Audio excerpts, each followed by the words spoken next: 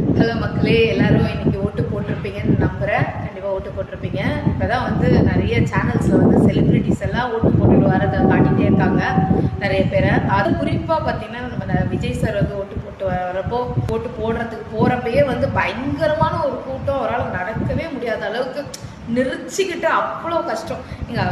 இன்னைக்கு அவர் ஓட்டு போட வந்திருக்காரு. அவர் என்ன ஃபேன்ஸ் மீட்டுக்காக வந்திருக்காரு. நீங்கள் பிடிச்சி இடிச்சுக்கிட்டு அவர் ஷூட்டிங் ஸ்பாட் வரும்போது எதா பண்ணுறீங்க?